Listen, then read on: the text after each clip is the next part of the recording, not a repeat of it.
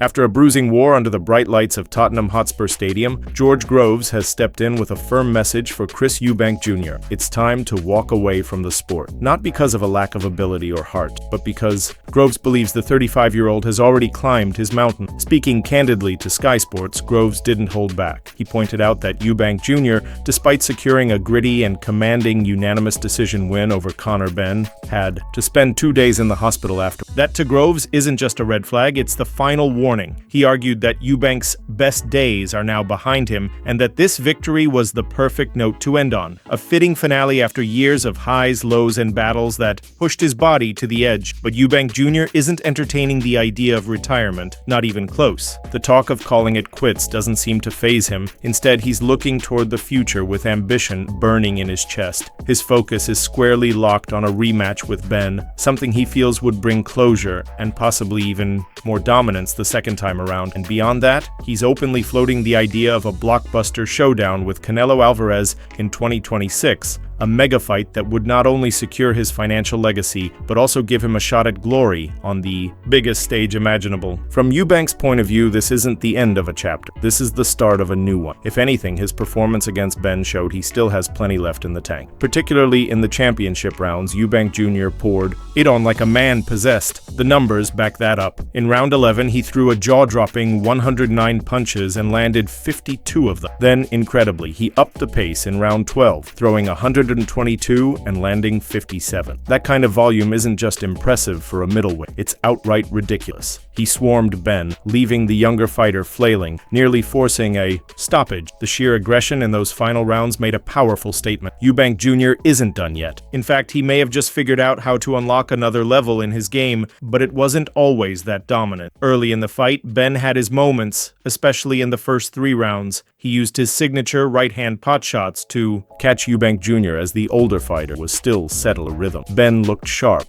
quick, and dangerous. For a brief window, it seemed like he could really make something happen, but everything changed once Eubank adjusted. He abandoned the mid-range chess match and took the fight to the trench. He started bullying Benn on the inside, crowding him, forcing him into exchanges that clearly made the younger man uncomfortable. Benn, who relies heavily on generating power from distance, couldn't get the same leverage in close quarters. Once Eubank closed that gap, the fight shifted, and it never swung back. What became painfully obvious as the rounds wore on was that Benn isn't equipped to fight on the inside. He's not a combination puncher. He doesn't roll into body shots or use angles. Instead, he loads up on single right hands and hopes to catch his opponent clean. That's fine when there's space, but Eubank didn't give him it. From the 4th round onward, Benn was mostly ineffective. He landed here and there when Eubank backed off, but his punches lost their steam. Most of the visible damage Eubank suffered, the cuts, the swelling, came in the early rounds before the tempo shifted. After that, Benn was just reacting. He couldn't establish a rhythm, and he definitely couldn't match Eubank's insane output in the final frames. Still, Groves isn't just looking at punch stats or technical breakdowns. His concern is deeper. It's about the wear and tear that comes with a long career and brutal fights. Groves was clear. He doesn't believe there's another meaningful fight out there for Eubank Jr. that would offer the same stakes or fan as the Benn clash. To him, this was the mountaintop. The pay-per-view numbers, the drama, the crowd, it all added up to a perfect swan song. Leave now, Groves seems to say, before the sport takes more than you're willing to give. He knows what it means to stay too long in boxing, to let the highs convince you there's more left, only to find out the body disagrees. Eubank Jr. hears none of that. He's energized, not drained. This win didn't just revive his stock, it gave him purpose. He knows exactly what went wrong in the early rounds,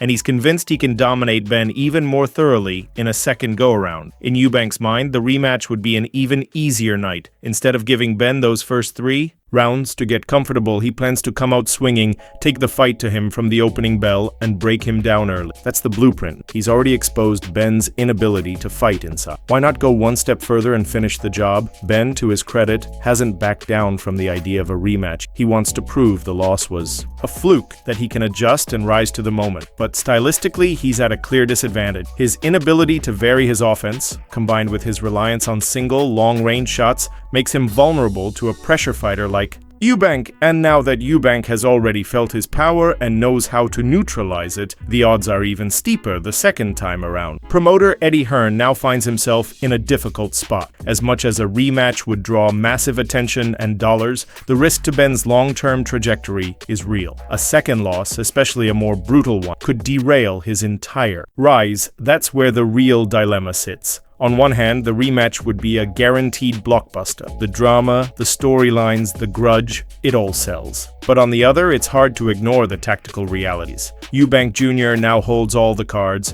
He's already shown he can make Benn uncomfortable. He's already proven he can survive the early storm and take over late. And with his confidence sky high and his engine running on all cylinders, he's the favorite to do it again, only this time more convincingly. That's why Groves' warning carries weight. He's not just worried about Eubank's health, he's concerned that the rematch is a trap, not for Eubank, for Benn. Still, boxing has a funny way of ignoring logic when there's money in. And right now, both men stand to make a fortune. Eubank, despite his age, isn't slowing down. He's evolving. He's finding new gears. And in a sport where narratives matter as much as knockouts, he's building a story that fans can't look away from. Whether it's the rematch with Benn or an eventual dream clash with Canelo, Eubank Jr. sees opportunity in every direction. He's not looking back. He's charging forward. Groves may be waving the caution flag, but Eubank Jr. is sprinting toward the next bell. Retirement? That's not on his radar, not yet, and if he gets his way, not for a long time. Chris Eubank Jr. isn't one to back down from a challenge,